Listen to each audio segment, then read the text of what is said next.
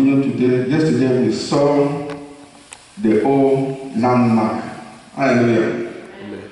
We saw the old landmark of holiness. Today we are going to look at the benefits of holiness. Hallelujah. Amen. Now I want to read the scripture before we start. Let's open our Bibles to Luke. Open our Bibles to Luke.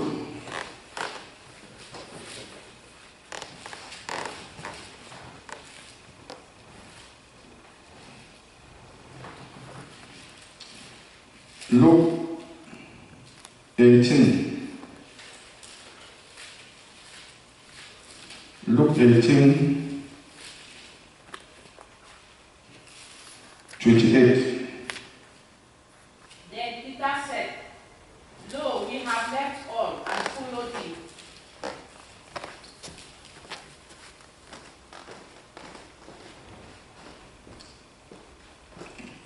Yes, please take the microphone then read it for us.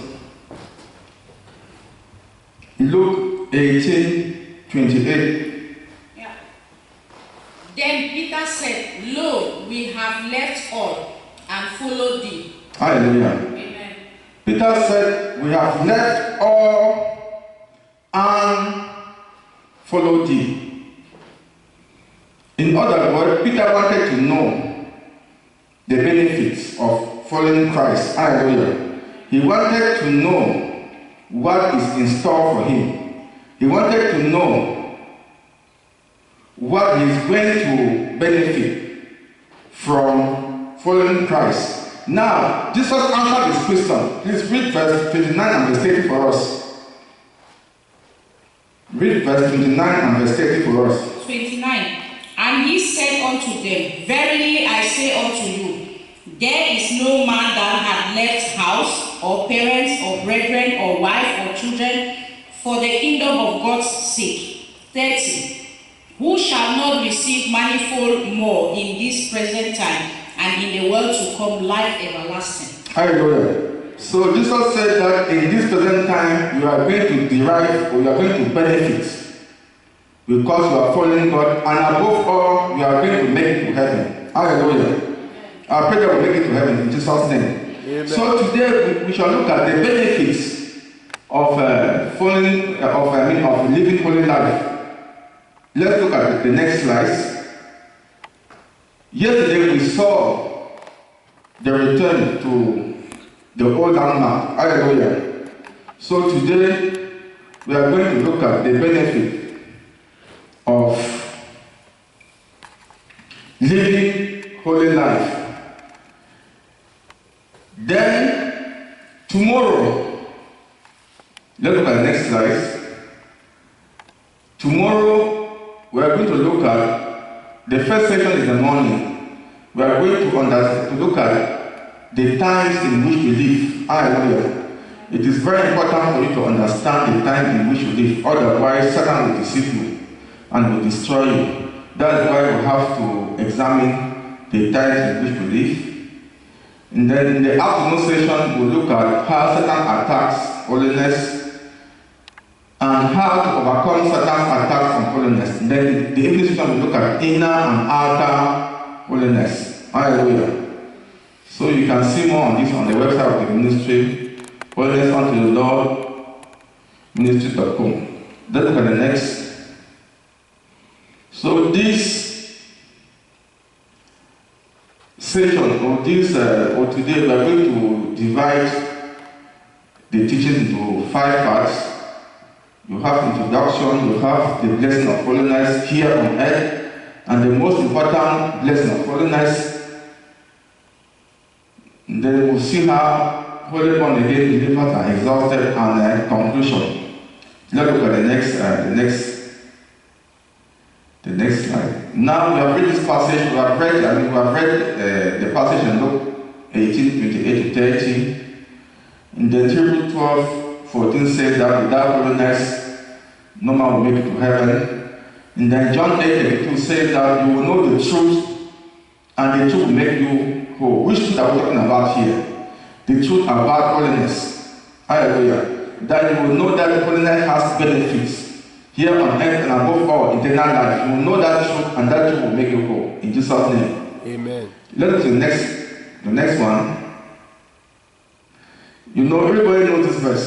I mean, this Obadiah 1:17. People quote it, but they fail to interpret it very well. Hallelujah. Amen. They don't always mention holiness. They always mention possess your possessions, but they don't mention holiness. Now it is in 3 stages. The first is deliverance. The second is holiness. Before you can possess your possession. Without holiness, you cannot possess your possession. Hallelujah. That's why there are so many people in the church today in bondage. Because they're not living holy life. It doesn't matter where you go to. They cannot be delivered. Even if they are delivered, demons will come and possess them and destroy them. Why? Because they are not living holy life. Holiness is very important. Because without holiness, you cannot possess your possession. We are going to look at an example, hallelujah, of somebody who lives holy life and he possesses his possession, and we look at other examples of people who do not live holy life and they did not possess their possession. Now, we see that you have to begin by living a holy life, then you can possess your possession. Hallelujah. Amen. So, we're going to look at the lessons of holy life here on earth. The first one is deliverance. You are delivered, then you possess your possession. You live holiness, then if you live holy life, then you possess your possession. You shall see examples later on. And Obadiah 1:18, part A says that the house of Jacob shall be a fire, and the house of Joseph a flame. It shows that God will protect you. God will protect your house. When you live holy life, God will protect your house, and no witch, no wizard, no demon will be able to harm you. Because your house is protected of the Lord. Let's look at the next one. The angels will also protect you. Remember that we are looking at the benefits of holy life. When you live holy life, angels will protect you. We see that in Psalm 34, 7, Psalm 125, verse 2, Job 1:10. Then God will answer your prayers. God does not answer prayer of sinners. You understand? God cannot answer the prayer of sinners. No, forget about all these people who say that they are praying. All these deliverance ministers. No, every day they are delivering people, but people are still punished. Why? Because the people they are possessed. And they cannot be delivered unless they live holy life. Because even if they are delivered, demons will still come back and possess them. And that's why people keep on, seeking for deliverance.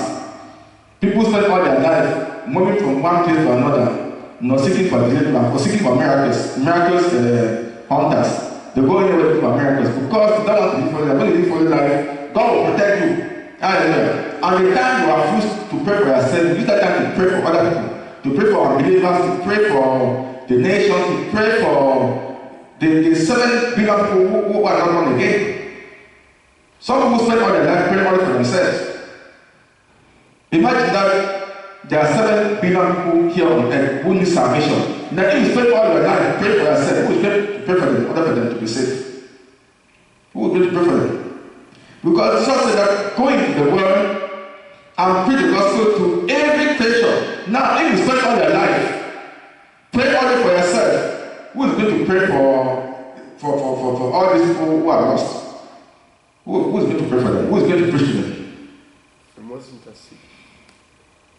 That is why you have to live holy life, so that God will protect you. Then you have enough time to pray and intercede for all these unbelievers in the world. Hallelujah. When you live holy life, God will answer your prayers, He will protect you. Then you have enough time to evangelize. You have enough time to pray for all these people in the world. Hallelujah. Now some people that have been in the Lord for 10 years or 20 years, they are all praying for themselves. Every day they are praying for themselves. They don't think about the people who are lost in the world. They don't think about them. They don't pray for them. They don't think about all these people who are fighting and killing each other. They spend all the time praying only for themselves. Now, did God send you here on earth to come and pray for yourself? 1 year in the past is you pray for yourself. 2 years past, you pray for yourself.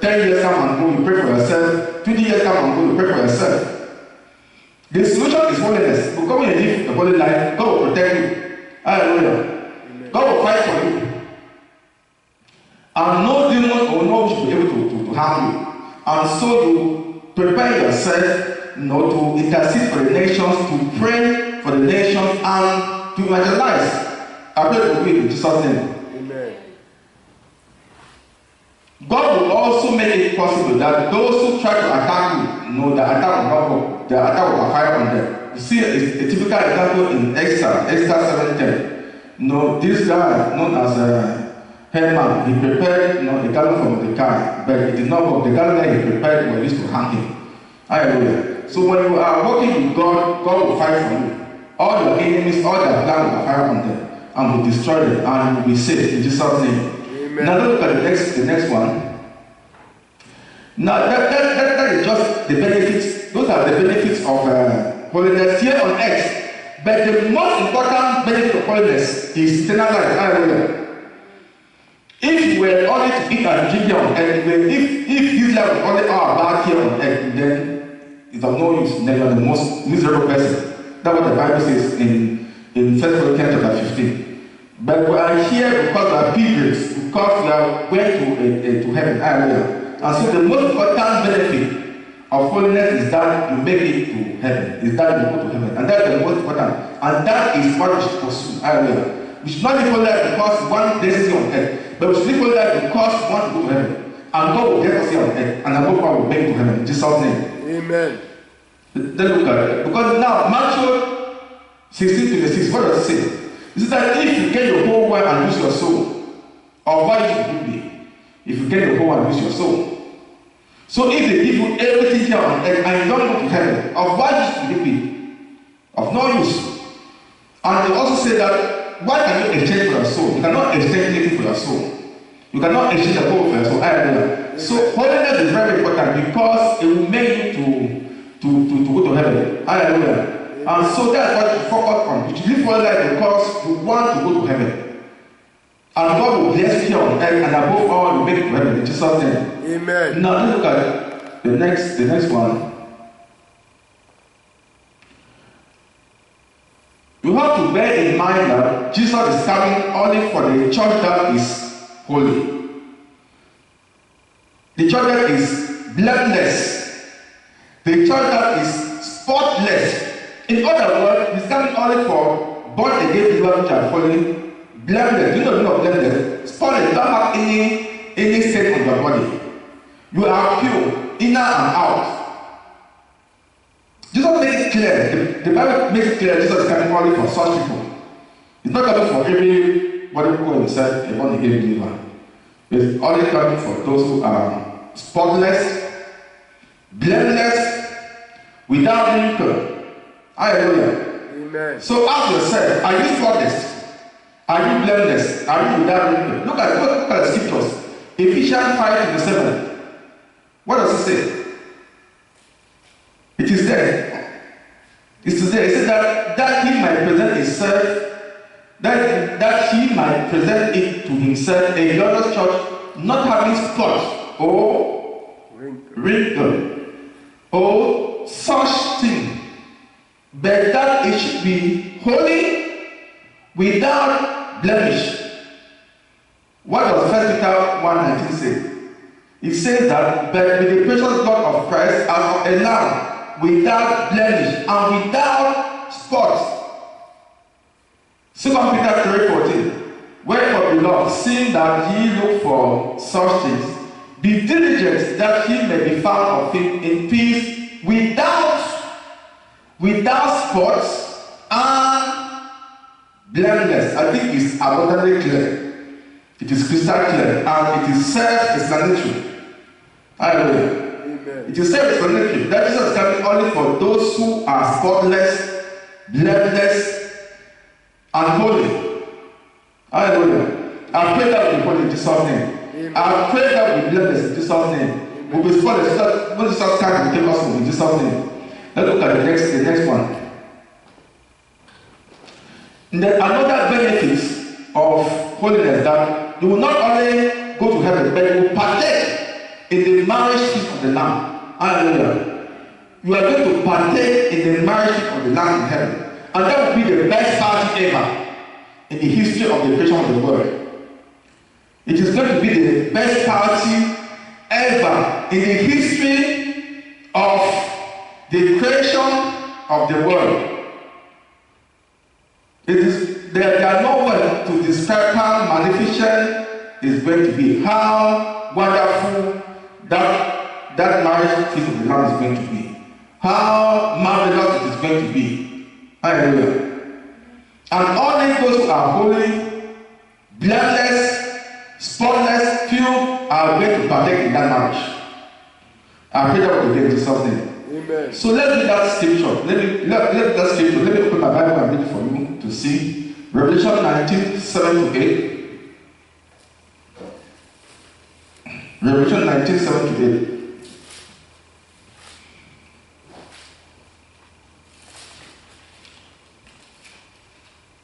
Revelation 19, 7 to 8.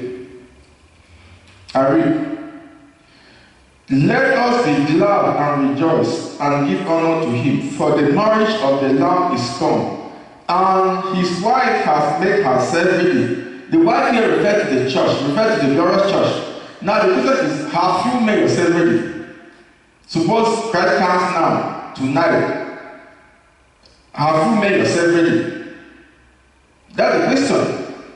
Have you made yourself ready? Suppose he comes now. Are you blameless? In other words, are you spotless? Are you without wrinkle? Are you holy? That's the question. If Christ comes today. Now verse 8.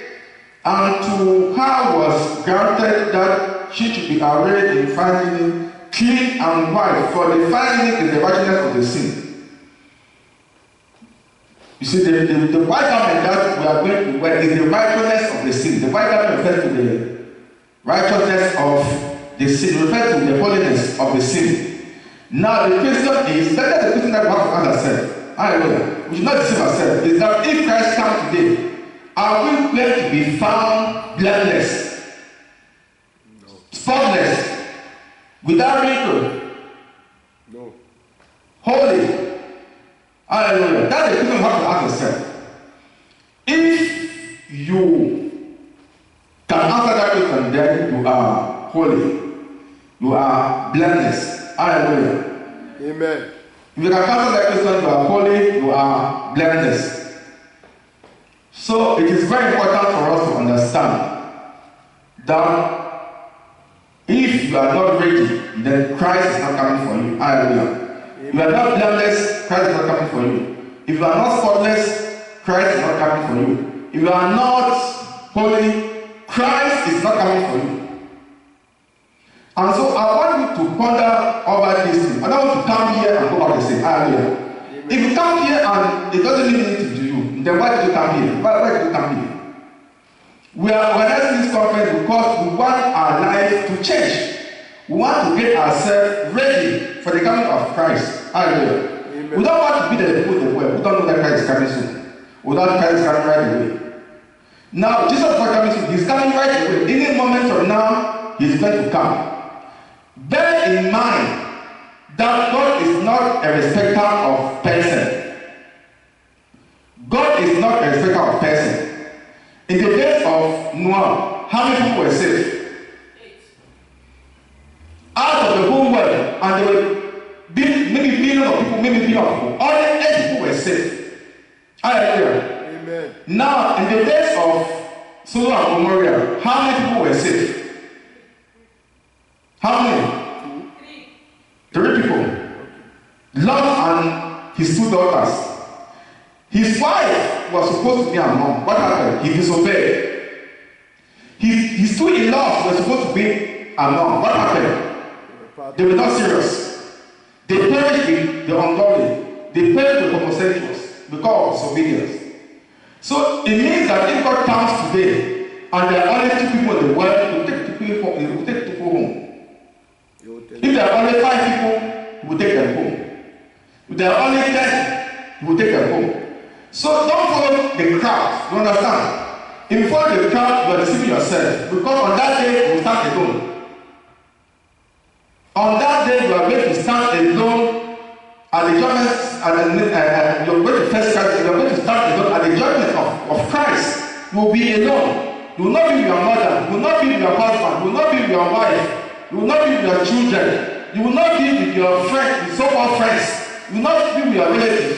You will be alone. You will stand on that day alone, and you will give an account of yourself alone. So here, don't allow people in the world to deceive you. Don't allow anybody to deceive you.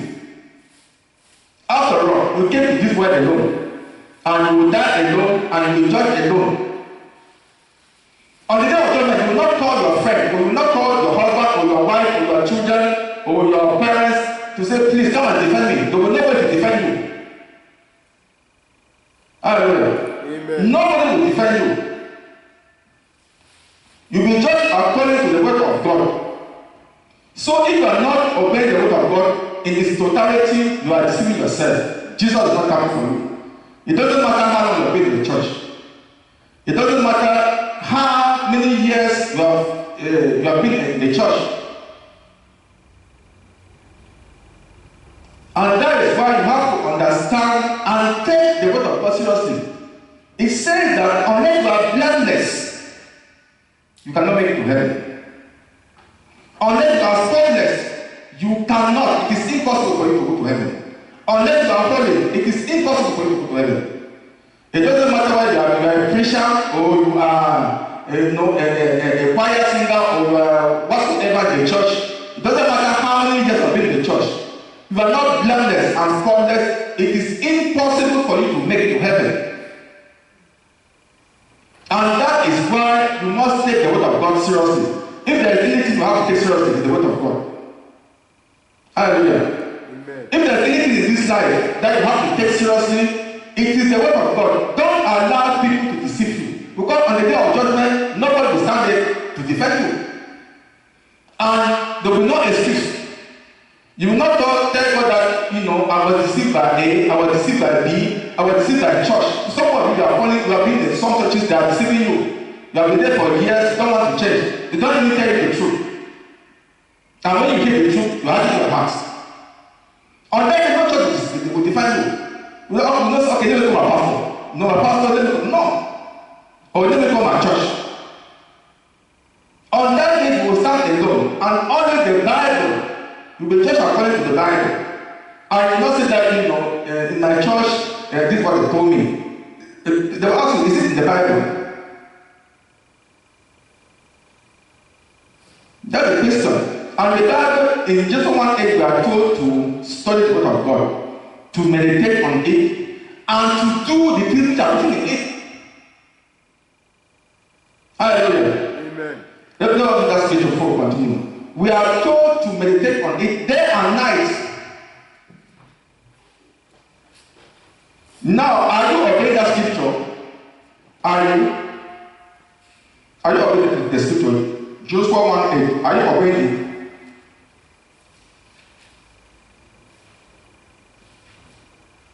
Can somebody read that scripture for us? Please, can you read that scripture for us? Me? Yes, Joshua 1:8. This book of the law shall not depart out of thy mouth, but thou shalt meditate therein day and night, that thou mayest observe to do according to all that is written therein.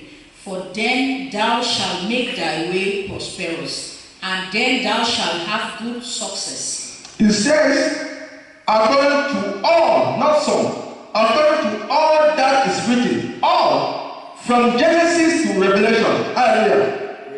It did not say that song. Did you say that song? No.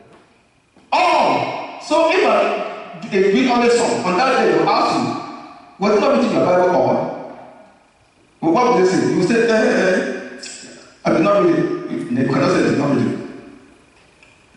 Is it not written in your Bible all? Why did you put some and did not put the others? Hallelujah. I pray that we will obey the word of God in its totality in Jesus' name. We will obey everything from Genesis to Revelation in Jesus' name. Amen. Let's look at the next one, please. The next slide. Now, the wonderful thing is that holy born again believers are exalted by the Lord. Hallelujah. They are exalted. Holy born again believers will receive crown of holiness or righteousness in heaven. Can you imagine? The Lord so can give you a crown because of righteousness. Hallelujah. Not a crown that people they wear give. Because those things they fade away. Hallelujah. This crown is eternal. forever, given by the Lord himself, to be given by the Lord himself. So, born again people who are holy, who are righteous, are going to receive this crown. What a wonderful blessing. Now, the question is, are you going to be among those who will be given this crown? Are you? So, these are the kind of things you have to ponder over. No, and don't allow the things of the world not to deceive us, because any moment Christ is coming and to take us home. And we are going to be judged at the judgment seat of Christ. And after that, we'll be given crowns. One of the crowns is the crown of righteousness. Hallelujah. Amen. So, only born again believers are going to be given this crown. And then when you are living holy life, you are lifted up by the Lord. Hallelujah. You see that in Psalm 75, verse 10, Psalm 89, 7. And then God also lift you up above all your enemies. We see that in 2 Samuel 22, 49. Then you are also declared upright by God. We see that in Job 1:8. Let's look at the next one. Now, point 5, conclusion. Hallelujah. Amen. We started with this verse in Obadiah 1:17. That upon Mount Zion shall be deliverance, and there shall be holiness, and the house of Jacob shall possess their possession. Now, I've said that people don't always talk about holiness in this verse. They always talk about anywhere you go. I'm going to possess my possession. They don't talk about holiness. People always talk about, no, in my land, people possess their possession, but they don't talk about holiness. There are 3 stages involved. There is deliverance, holiness, and then before you can possess your possession. If there is no holiness, you cannot possess your possession. It is impossible. Now, we are going to look at briefly some examples in the Bible of the children of God who live holy life and how they possess their possession. And we are going to look at also some children of God in the Bible who did not live holy life and did not possess their possession. Hallelujah. And then we are going to look at the fact that Jesus is coming only for born again believers who are holy and blessed. This is just revision, of course. We have already seen that. And then we are going to look at the consequences of not living holy life after your deliverance. What are the consequences if you don't live holy life after your deliverance? Please let's go to the next one. Examples of holy life and possession of possession. Hallelujah. Now there's many examples. The first example is Joseph. The second example is the 3 Hebrew boys. The third example, Daniel. The fourth example, the disciples and the apostles. Let's look at the next one. Joseph. Now, Joseph was delivered by God. Hallelujah. His brothers had intended to slay him, to kill him, but God delivered him. Now, he was sold, and then later on, he ended up in the Potiphar's house. Now, did he live holy life in Potiphar's house? Did he? Yes. Did he? Yes. He did. He was tempted day in, day out. Genesis 9. Day in, day out. He was pure. He was persistent. He said no. The Potiphar's wife came the next day. No. After 2 days. No. After 10 days. No. Some of you say that decision is too much. I can't do anything. That decision, no, is too much. No, I'm overwhelmed. Joseph was tempted more than you. He was there in the same house with the wife. What does the Bible say? Let's open our Bibles. Genesis 9. Joseph was pure, and purity is part of holiness. Hallelujah. Purity is part of holiness. So he was holy. Purity is part and part of holiness. Genesis 39.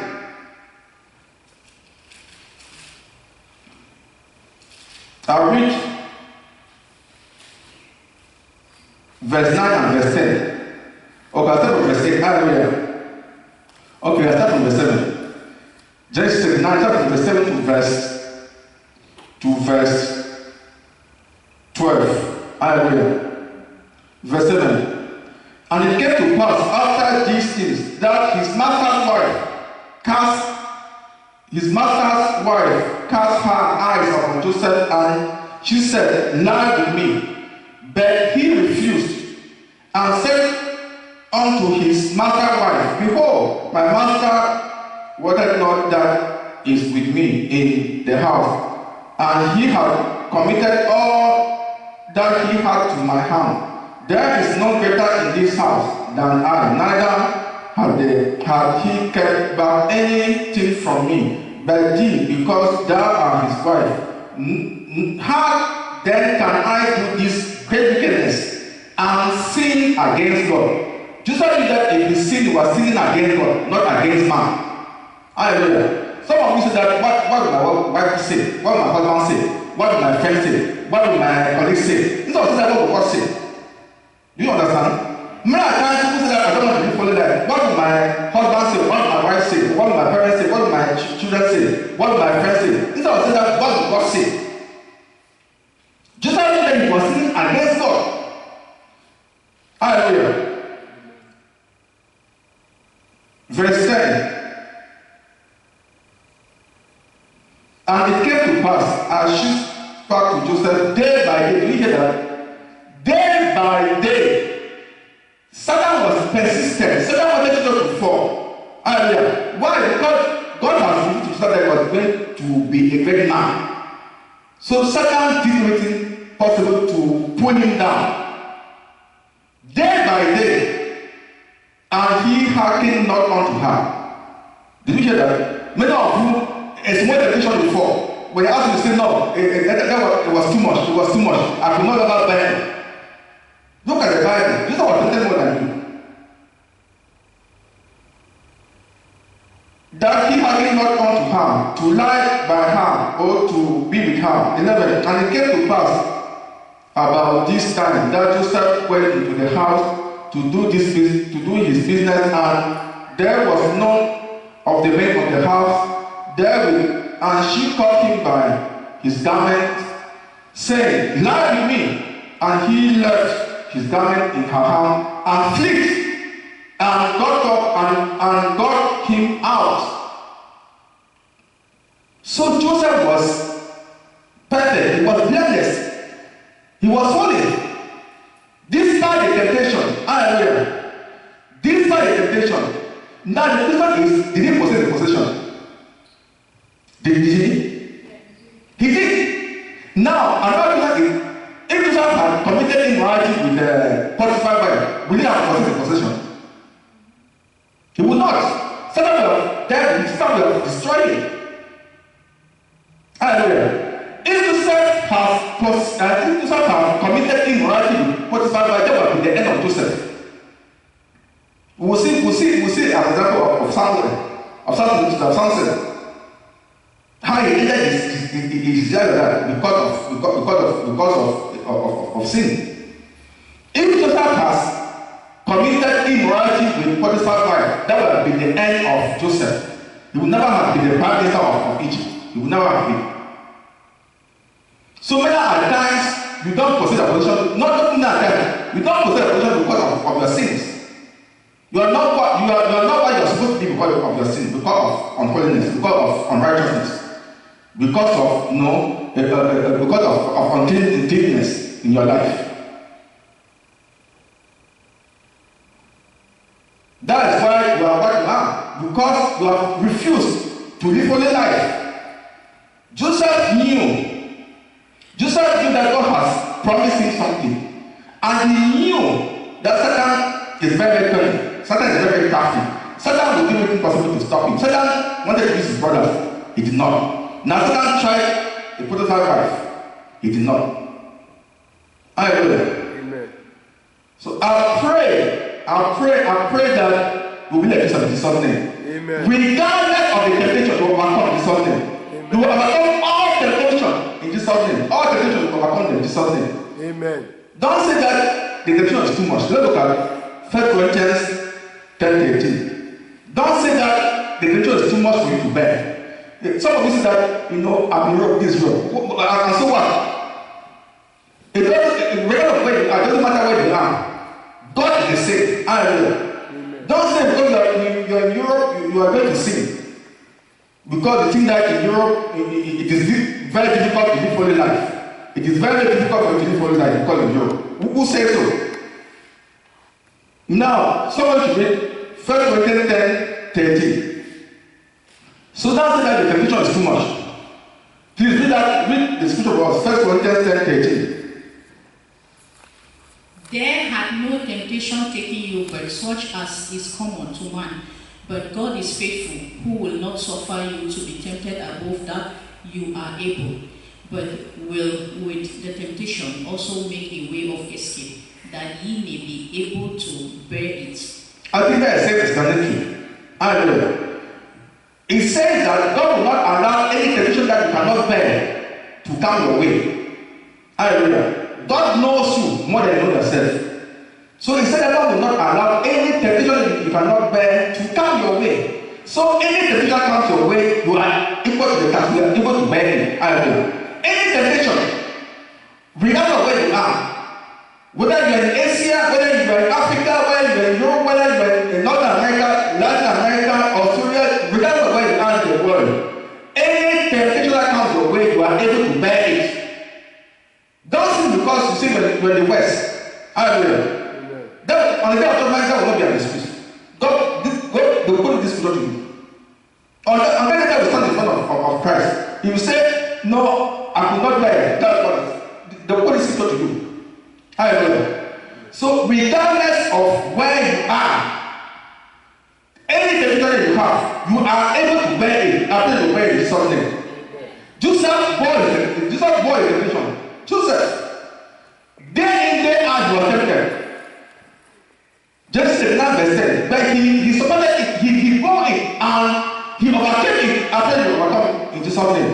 You overcome all your temptation in Jesus' name. Amen. You be like Joseph in Jesus' name. Amen. Anytime you are tempted, remember Joseph. Understand? Anytime you are tempted in this life, remember Joseph. Remember Genesis 39.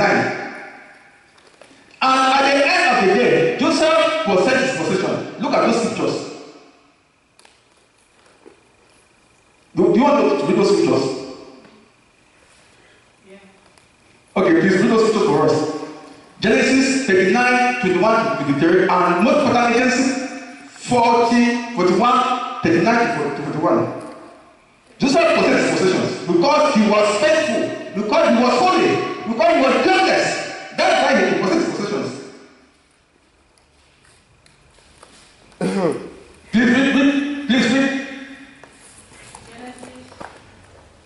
What are you reading there? Genesis.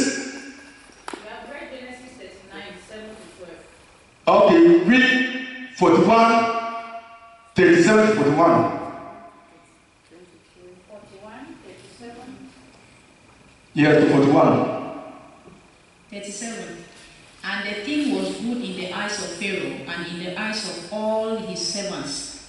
And Pharaoh said unto his servants, can we find such a one as this is, a man in whom the Spirit of God is?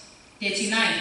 And Pharaoh said unto Joseph, for as much as God hath shewed thee all this, there is none so discreet and wise as thou art. 40. Thou shalt be over my house, and according unto thy word shall all my people be ruled. Only in the throne will I be greater than thou. 41. And Pharaoh said unto Joseph, see, I have set thee over all the land of Egypt. Hallelujah. Joseph was declared the ruler of all the land of Egypt. So So bear in mind, I repeat myself, if you have committed immorality with whatever right, it will not happen. Satan will distract you. Hallelujah. So therefore, for example, please let's look at one example. The next one. Yes, the next. No, the next slide. Three little boys. Hallelujah. Amen. The three little boys. Were they holy? Of course they were. They did not commit idolatry. They did not worship images. You understand? They did not worship the image of King Nebuchadnezzar. They did not worship that image.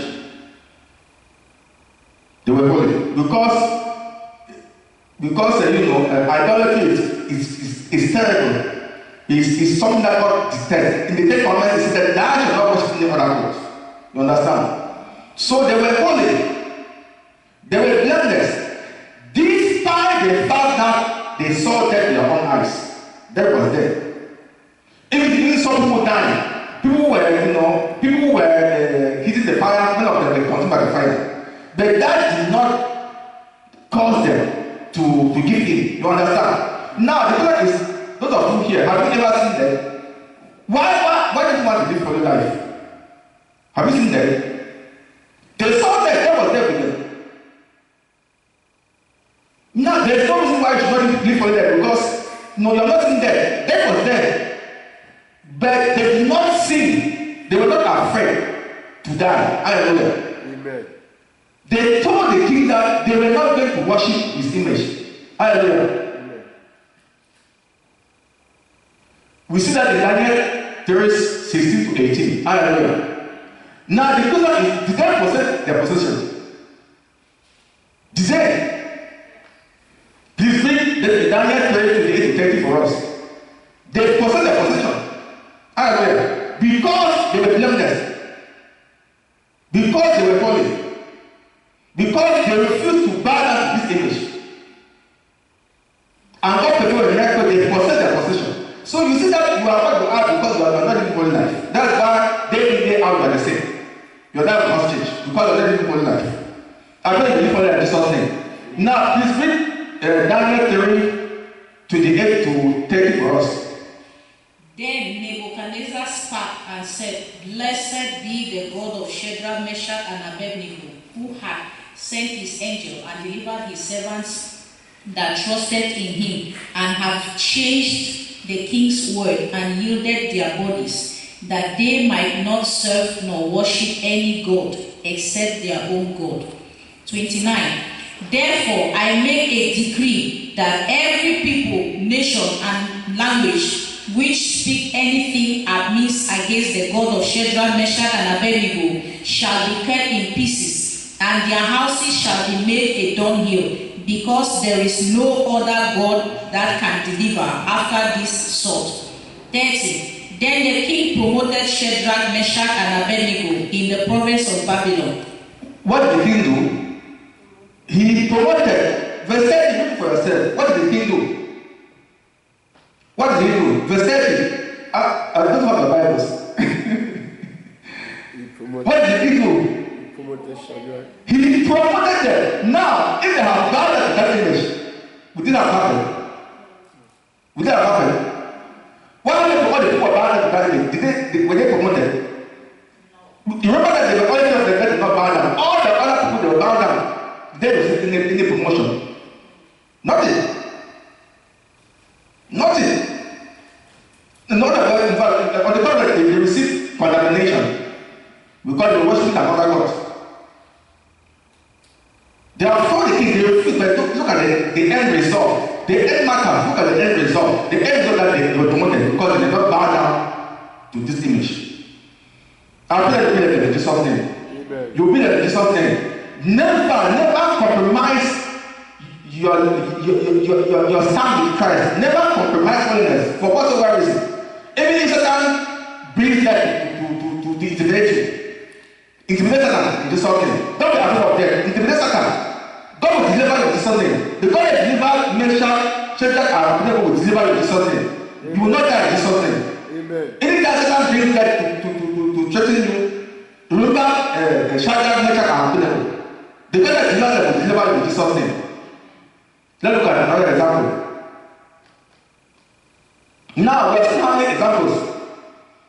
2 examples of people who live holy life and they possess their possession. We saw Joseph, we saw the Shadrach, Meshach, and Abednego. Let's look at Daniel. Hallelujah. Please read Daniel 6:10 to 13 for us. Daniel 6:10 to 13. We are looking at the people who live holy life and they possess their possessions. Hallelujah. Daniel 6:10 to 13. Verse 10.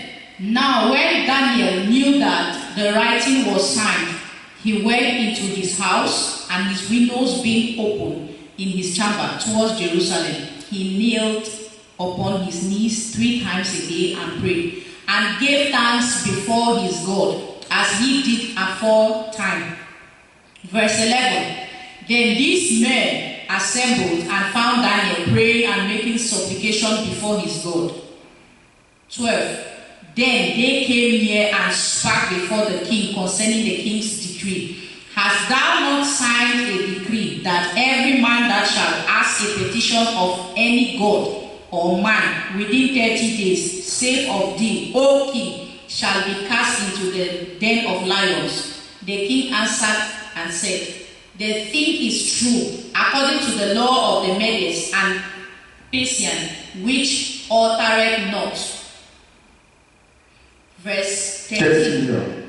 Then answered they and said before the king, that Daniel, which is one of the children of the captivity of Judah, regarded not thee, O king, nor the decree that thou hast signed, but maketh his petition 3 times a day.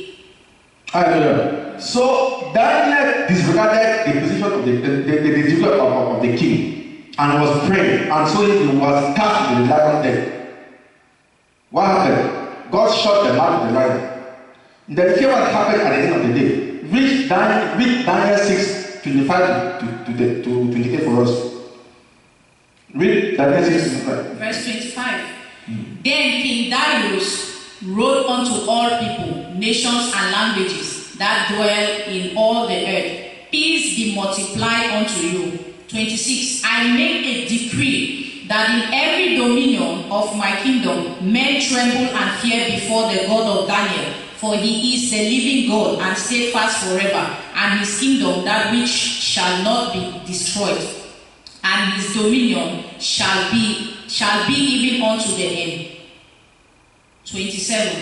He delivereth and rescueth, and he worketh signs and wonders in heaven and in earth, who had delivered Daniel from the power of the lions. So this Daniel prospered in the reign of Darius and in the reign of Cyrus the Persian. So what did Daniel do? Prosper. He prospered. He possessed his possession. Hallelujah. Why? Because he was blameless, because he feared God, because he did not rebel against God. Hallelujah. Amen.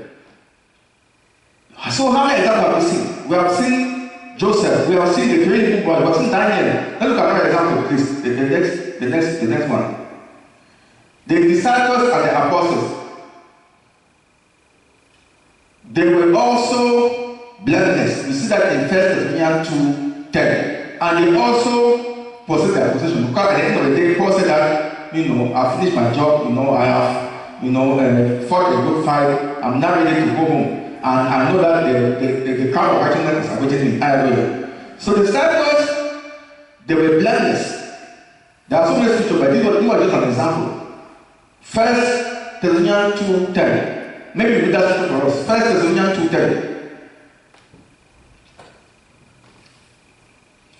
Ye, 1 Thessalonians 2:10. Ye are witnesses, and God also, how holily and justly and unblameably we behave ourselves among you that believe. Hallelujah.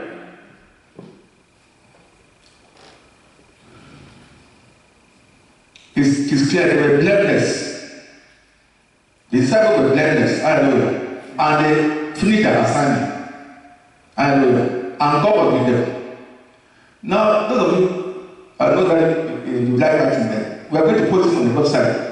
maybe you can listen, then you can have the listing on the website, or I can bring it and give to you. I can bring it and give it to you. Maybe I'll give it to you tomorrow. I bring all the scriptures to you. I want you to listen. I want you to listen so that you will learn. It's something. The verse is very important, but I want you to listen. Now we have seen 4 examples.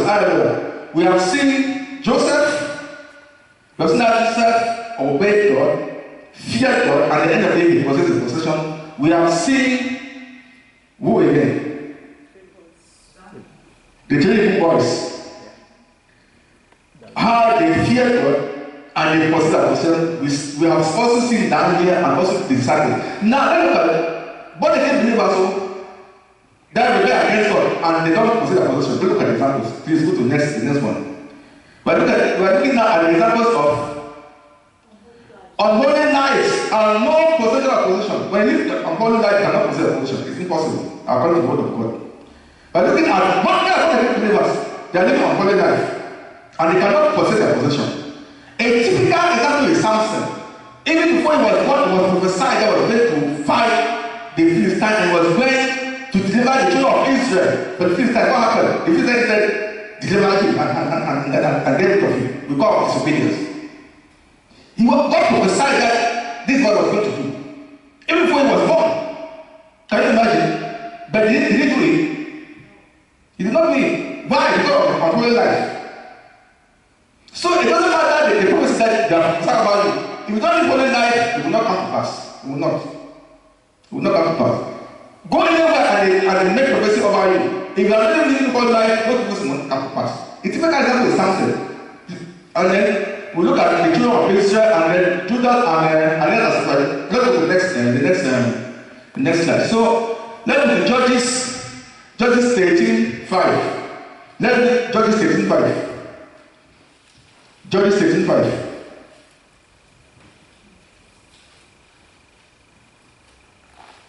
Judges 13:5. Let's look at Judges 13:5. Please read for us.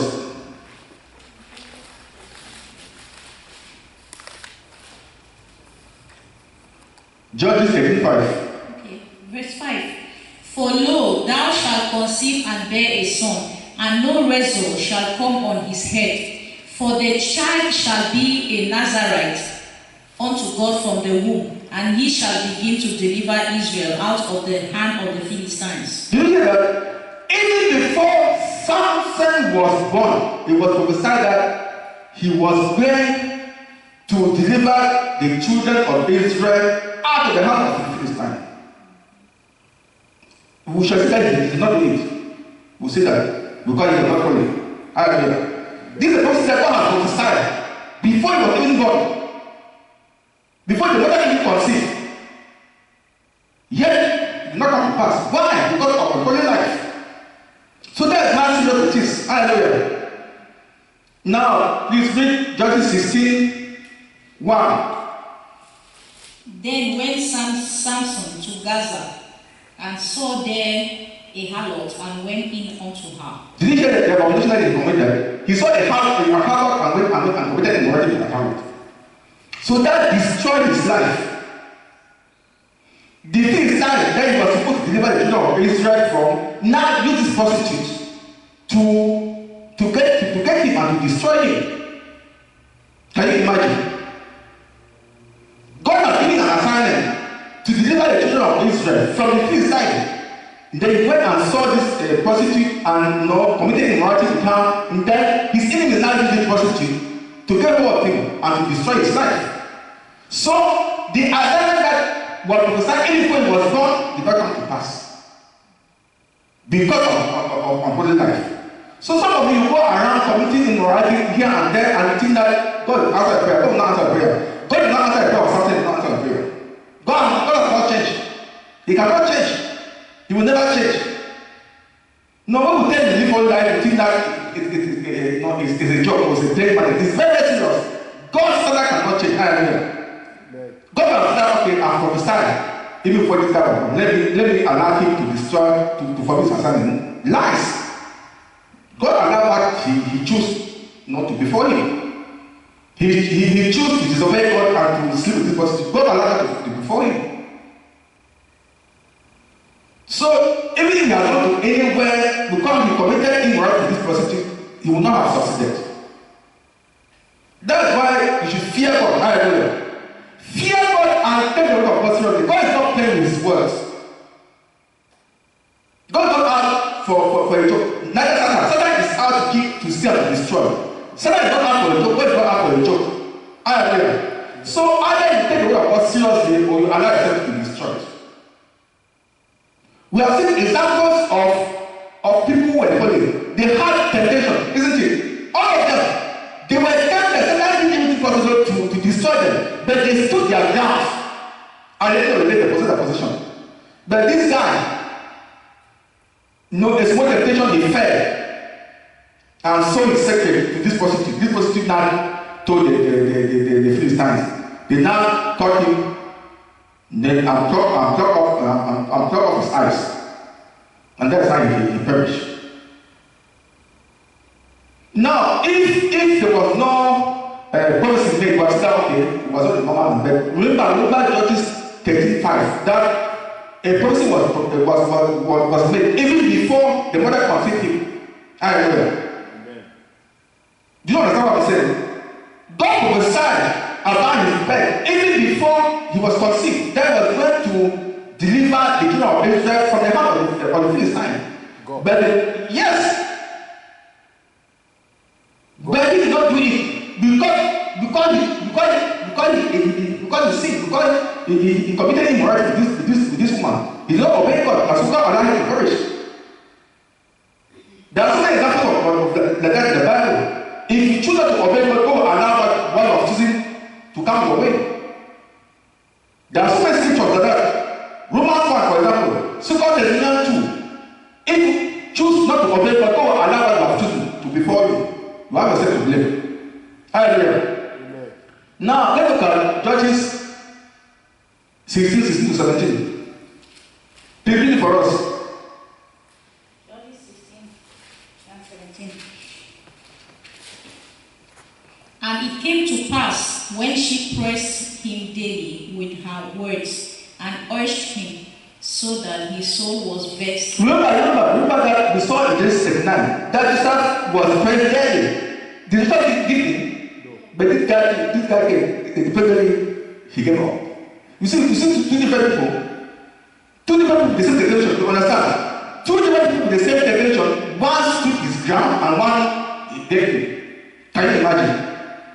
These are two different people with the same degree, intensity of temptation. One stood his ground and another one is giving because of his foolishness. Continue. 17.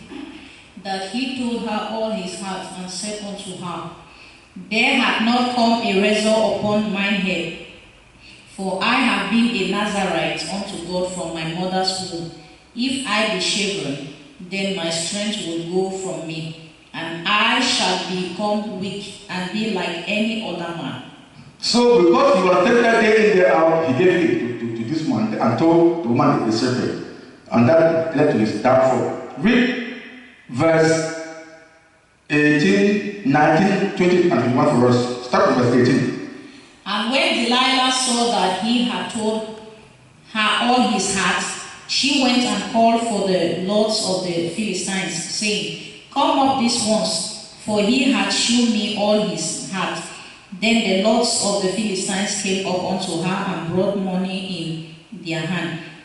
And she made him sleep upon his knees. And she called for a man, and she caused him to shave off the 7 locks of his head. And she began to afflict him, and his strength went from him. 20. And she said, the Philistines be upon thee, Samson. And he awoke out of his sleep, and said, I will go out as at other times before, and shake myself. And he wist not that the Lord was departed from him. Do you hear that? God has departed from the Holy Spirit has left him. But the Philistines took him and put out his eyes. They put out his eyes, removed his eyes. And brought him down to Gaza, and bound him with fetters of brass, and he did grind in the prison house. Do you hear that? What a calamity! What a calamity! What a disaster! What a catastrophe to man of God that disobey God and the Holy Spirit gives him, and the Satan come and gets him and there he is buried. Can you imagine? Can you imagine? I don't want to understand this, but it's very, very serious. This somebody that before he was born was prophesied that he was going to be a great man. But because of foolishness, he sent himself to Satan. Hallelujah. And look at the consequences. Decided to block off, and the assembly of David, he did not do it. The assembly was even prophesied before he was born. He did not do it. So this tells us that God is very, very serious.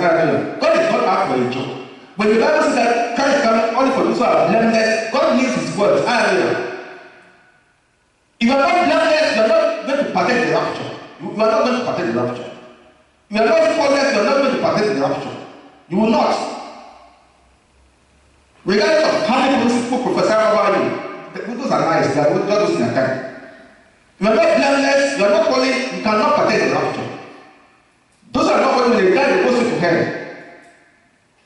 I mean, these are people in the church. Some of them are preachers, some of them are choir people, some of them they are intercessors, regardless of their duties in the church. They all die to hell because they are not living holy lives. So it is very, very serious. That don't say that the word deception is for you to say that everybody is doing it, you will do it. That is a terrible deception. That is a terrible deception. Because you were born alone, you will die alone and be judged alone. Hallelujah. Remember the days of Noah. Only 8 people were saved. Remember the day of God. Only 8 people were saved. So don't deceive yourself. That is why we are pleading with you. We are admonishing you that please take the word of God seriously. Do something. God will help you do something. Let's look at another example. The children of Israel, they were all saved from Egypt, but they all perished in the wilderness. Except Caleb and Joshua. Hallelujah. They all perished in the wilderness because of disobedience, because of idolatry, the worshiping images, because of murmuring. They were all saved from Egypt. They were all, children of God, children of Israel. They were all, but they all perished. They did not reach the promised land. They did not possess their position. They were to reach the promised land to possess their position, but they did not reach the promised land. So you are born again. You are on your way to heaven. But the question is: are you living according to the word of God? Are you living according to the word of God? Are you? Or you are following the clouds? You are on the broad way. The Bible says that narrow is the way, and only very few are found on that way. That's what the Bible says. Narrow is the way. Only very few are found on that way. If you are on the broad way, where people do whatever they like, you are going to hell. To tell you the truth, you are going to hell. Narrow is the way, and only very few people are found on that road, on that narrow road. That's what the Bible says. After you be on narrow road, do something. Now, if you are presenting with the scripture, Numbers 14, today, the 30 verse will not teach all of them because of the disobedience. Because they have committed abomination. Worshiping of images, worshiping of this, of this image they did when Jesus, when Moses went to the mountain, they repent and they carved an image and they were worshiping it. And they said, this is the image that brought them out of the land of Egypt. What an abomination. And that happened in Exodus 32. Hallelujah. But God said he was going to destroy all of them, except Caleb and Joshua in Numbers 14, 28 to 30. Third example. Judas betrayed Christ. Now, many of you we read the scripture, Judas betrayed Christ. Are you better than Judas? That's the question. Before you ask yourself, are you better than Judas? How many times did you betray Christ on a daily basis? How many times? Are you living according to the word of God? We don't live according to the word of God. You are betraying Christ. When you are not holy, you are betraying Christ. Because God, there's a call to holiness. God says that be holy because I'm holy. The Bible says God has not called us unto this. He has called us unto holiness. Are you living according to the word of God? You are not. You are betraying Christ. There's no difference between you and Judas. You are all the same. Hallelujah. Let's look at another example. The first example. Now, Ananias and Sapphira, they were liars. And they perished. And all liars will perish. All liars. We have seen that before. All liars are going to perish. Revelation 21, verse 8 says that all liars. It doesn't say that some liars. It doesn't say that if your lie is big, then you are going to perish. If your lie is small, God will consider you. Is that what it says? Revelation 21 verse 8 is not there. I'm just saying. But the Act 5, 1 to 10 is where Ananias and Sapphira told lies and perished. They were among the disciples. They were born again, but they were liars. And what happened? They perished. Hallelujah. They perished because of disobedience, because of lies. And it confirmed what Revelation 21 verse said that all liars will cast to hell. All liars will cast to the lake of fire. All. Regardless of how small the lie is according to you. Because some of you say that no, they want a holy lie. Who tells you that there's something a holy lie? Who tells you that? Have you seen the holy lie in the Bible? Have you seen it in the Bible, the holy lie? That's the deception from Satan. So this tells us that we have to be very careful with something. We have to be very, very careful. We don't have to play with the word of God. God is not out for a child's play. God is very, very serious. God is 100% serious. And God wants all of us to go to heaven. That is why He has given us the roadmap to heaven, which is the Bible. Hallelujah. The Bible is your roadmap to heaven that you have to follow to go to heaven. Hallelujah. That is your roadmap to heaven. And please, don't misunderstand us. The purpose why we are organizing this conference is to prepare ourselves to go to heaven. That's why we are doing it. Otherwise, I will be out sleeping. I will not be here. We want all of us to go to heaven. Hallelujah. So that we will all, we will all celebrate when we go to heaven. We will partake in the life of the Lamb. We will all celebrate. I pray that we will be there in Jesus' name. Amen. Don't allow anybody to deceive you in Jesus' name. Amen. Obey God. Live according to His word. Live holy life and be blessed in Jesus' name. Amen. Let's look at the next one, please. Christ is coming only for blameless but again believers. Remember, this is revision. We have seen this before above. And I emphasize Ephesians 5:27 is abundantly clear. It is abundantly clear. What does it say? That He may present it to Himself a glorious church. A glorious church are those who are blameless, those who are spotless, those who are holy, those who have no spot on their life, those who are living according to the word of God.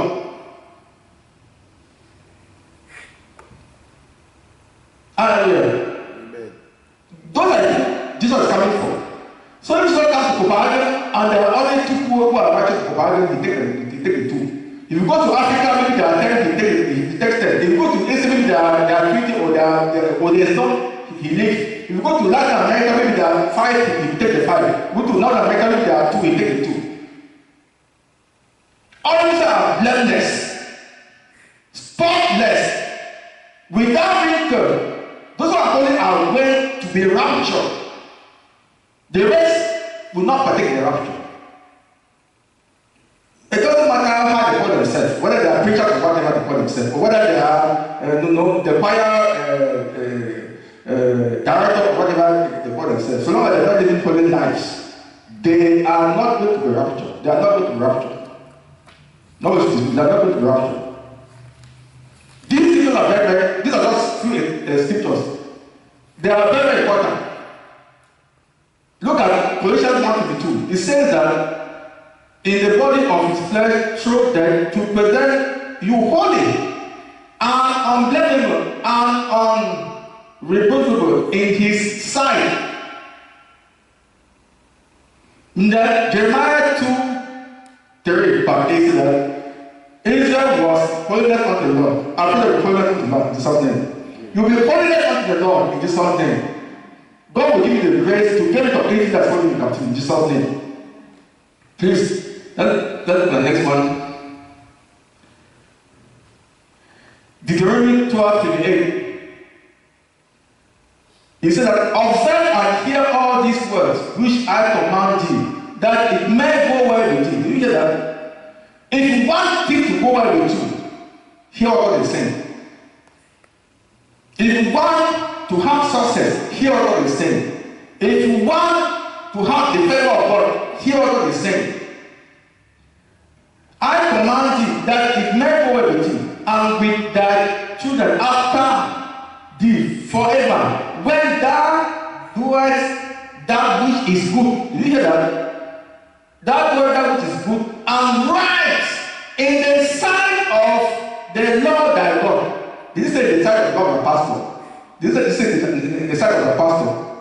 Or the sight of the church? Is that what he's saying? It doesn't say in the sight of the church, or in the sight of the pastor, on the side of your husband, the side of your wife, the side of your parents, the side of your friends, that which is good and right in the sight of the Lord thy God. I think that is very, very clear. It's abundantly clear. It's self-explanatory. Holiness is right in the sight of the Lord thy God. Hallelujah. Because God said that because I am holy, you should be holy. Be thou holy because I, the Lord, am holy. So it is right and good in the sight of God. It may not be right in the sight of men. It may not be right and good in the sight of some churches or some preachers. But it is right and good in the sight of God. And that's what you should do in Jesus' name. That's what you should do. Do what is right and good in the sight of God. Brother, I think you're going to pray for us. Please give that microphone to Brother. Please, you stand there and pray for us. The next one, give that microphone to Brother to pray for us.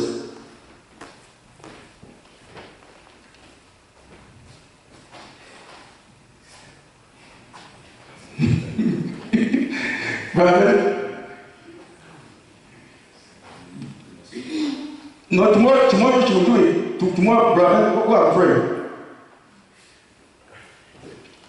Go and stand at the pulpit and pray for us. You don't stand there. We are going to pray together. Thank God.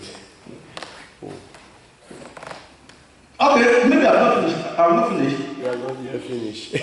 Okay, please forgive me. I can't finish. Please forgive me. Okay, now. The consequences of not living holy life after deliverance. If you don't live holy life after deliverance, for example, when you are born again, do you know Colossians 1:13? He said that you have been delivered from the kingdom of darkness to the kingdom of light. That's what it says. You have been translated to the kingdom of Satan to the kingdom of God. Hallelujah. That is deliverance. Now, what will happen if you don't live holy life? When you are delivered in any way and you don't live holy life, you will be possessed by stronger demons. 7 times stronger than the one that has left you. Hallelujah. Do you know that there are some people in the church who are possessed? So many people. They have been delivered, but they are not living holy life. So demons now go and fortify themselves and come back and possess them again. And their situation is worse than it was before. Look at the scripture. Matthew 12:43 to 45.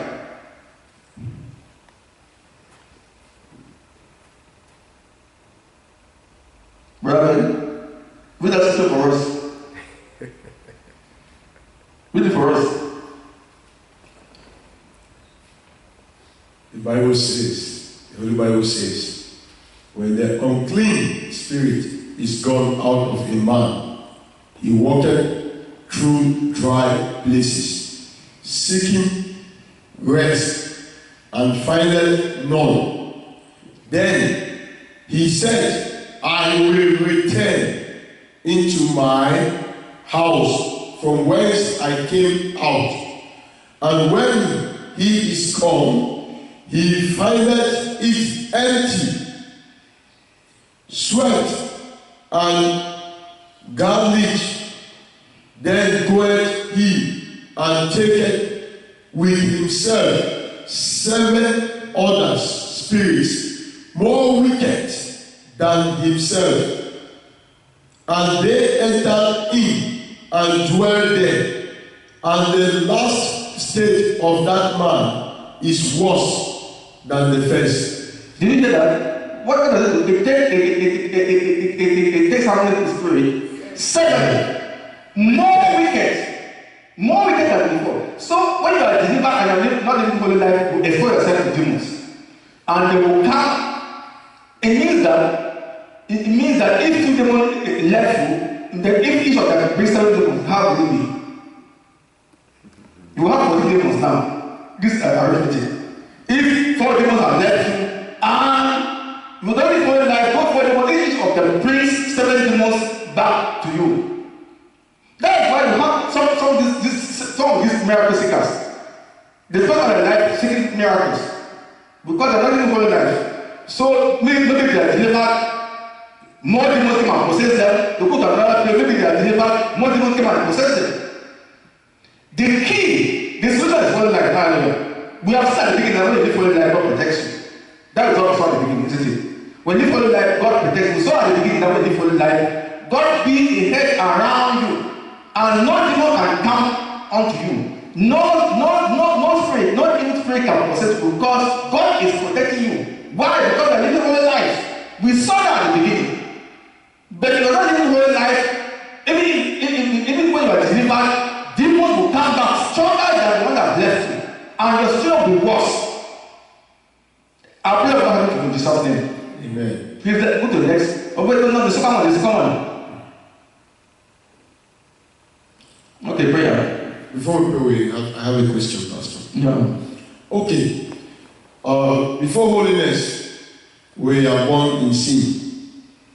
Now, how can holiness deliver the devil or the devil that is already inside us? If you don't believe on deliverance ministry, how can holiness take away that devil that is out of you? No, you cannot say that when you don't believe in deliverance ministry. No, when you pray, God will deliver you because deliverance is very important. You understand? When you are possessed of Satan, when you pray and you are willing, it depends on your obedience. When you are possessed of demons and you believe that you are going to be delivered, God knows your heart. God will deliver you. Hallelujah. God will deliver you and will make whole. Now, let's look at even the Bible in Luke 13. You know, there was this woman who was possessed of demons, but Jesus delivered her. Hallelujah. So if you are willing and you are obedient, God will deliver you. But that is not the problem. The problem is when you are delivered and you don't live holy life. That is when it becomes worse. You understand? When you are delivered, you are supposed to live holy life so that God will protect you. But if you are delivered and don't live holy life, then demons will come back to you. That's what we are saying. Hallelujah. Amen. So pray and then you finish. Then after that, we plan how we are going to continue tomorrow. Any other one has a question?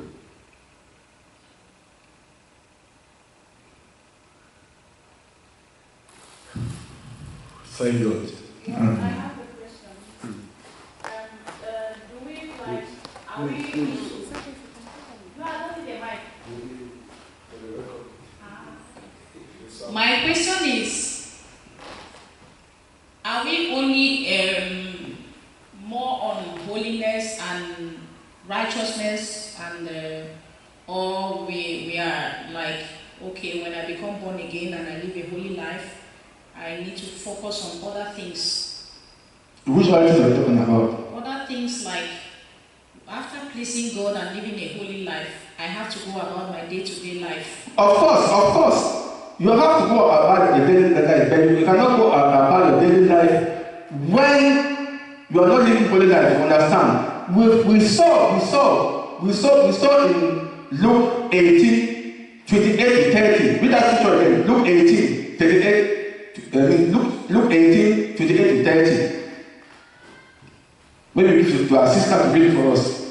Brother, give it to our sister to read that scripture for us. Luke 18. No, give it to her to read it for us. Luke 18, 28 to 30.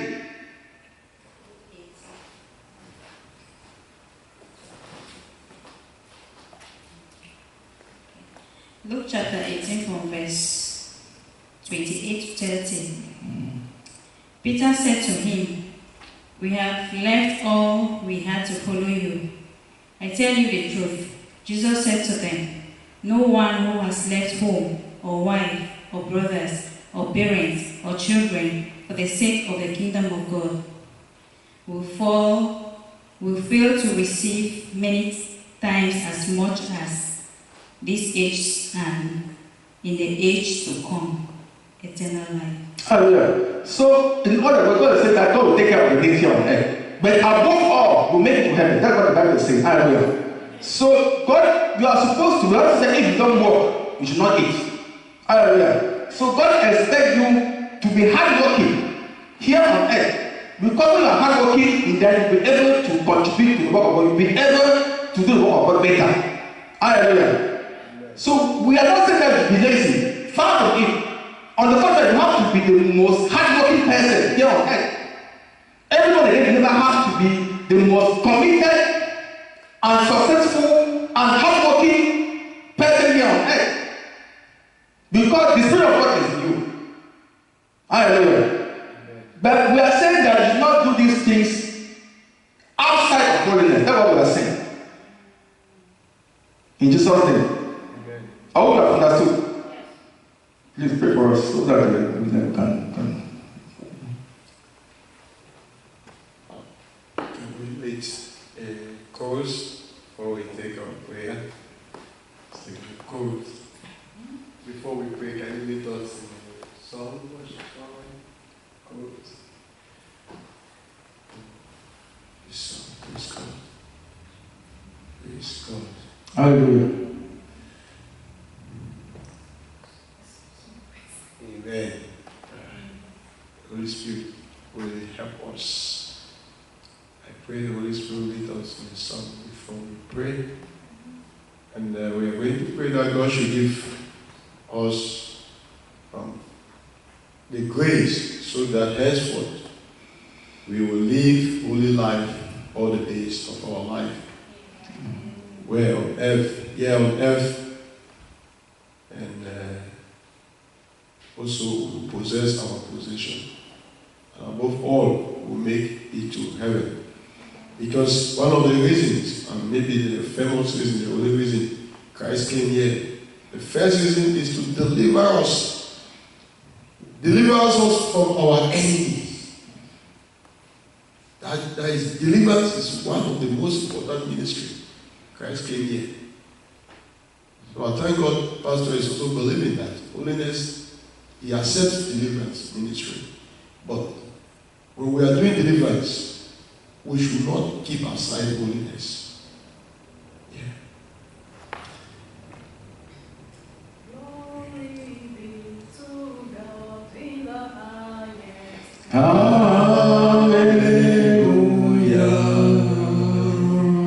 Glory be to God in the highest. Everybody shout hallelujah.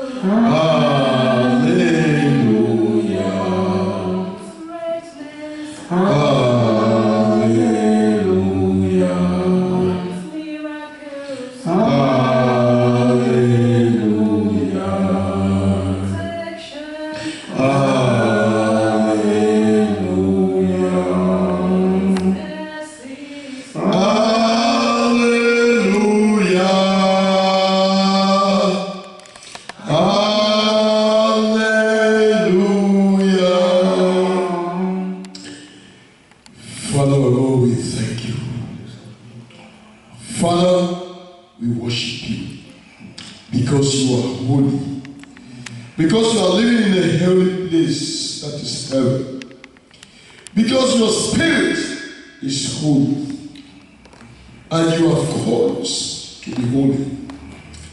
Father, we thank you for entrusting us with great riches, with wonders, signs, miracles. Father, we pray, O Lord, that we shall not walk out of you. Father, that we walk with you. Give us a grace, O Lord, that we shall walk with you. That you be our shield, so that we shall possess our possession. Amen. Father, we cannot possess this out of you. We cannot possess this out of you, Lord Jesus Christ. That is only you that can take us to the holy of holies.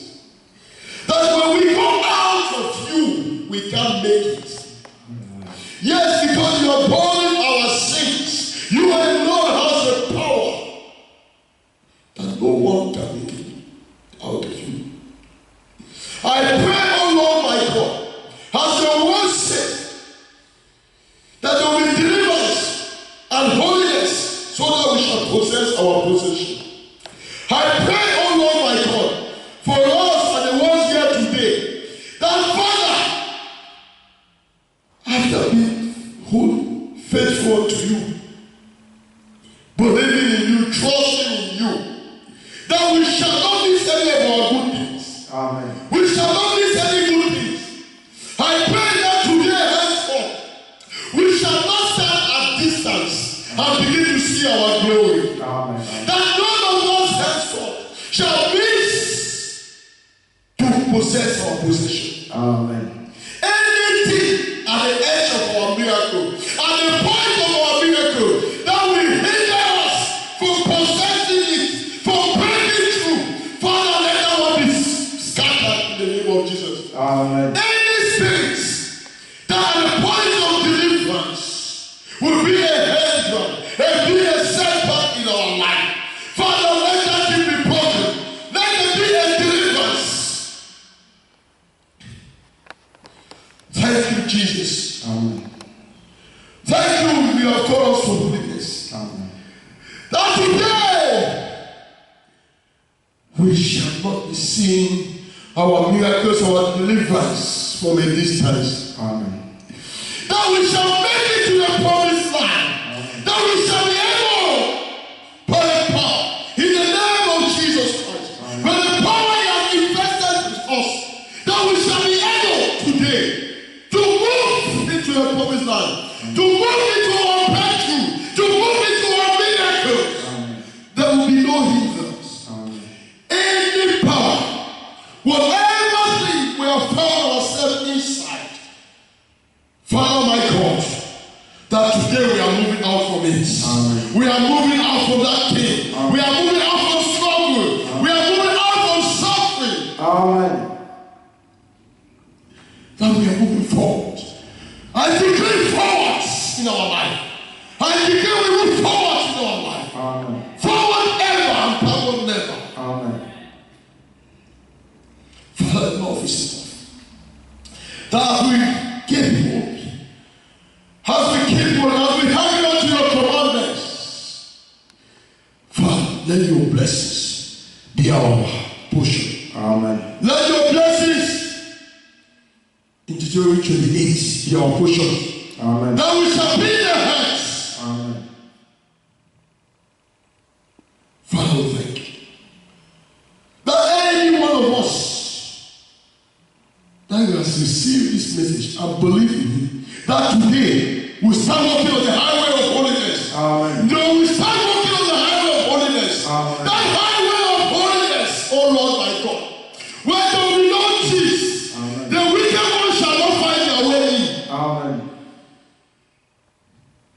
Father, help us. Give us your grace Amen. to finish this race. Amen.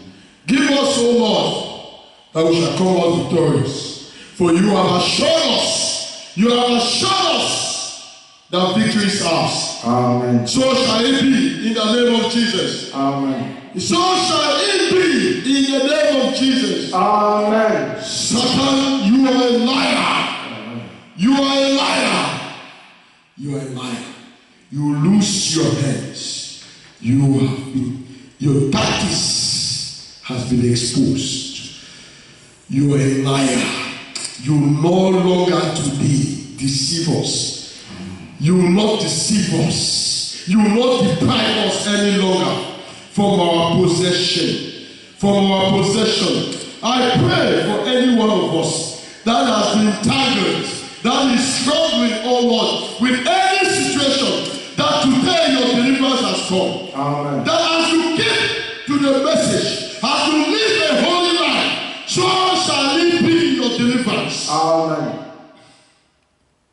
The word of God has a power. It's the word of God that brings deliverance. That today we shall begin to meditate day in, day night. The word of God shall not depart from us. Amen. Shall be our manual of life. Amen. So that we shall prosper. Amen. So that we shall succeed. Amen. In Jesus' mighty name we pray. Amen. In Jesus' mighty name we pray. Amen. It's well. In Jesus' name. Amen. Every sickness shall bow. Amen. Every sickness shall bow. Amen. Those who are struggling with finances, poverty, pain, or bills shall bow. Amen. Pains shall bow. Amen.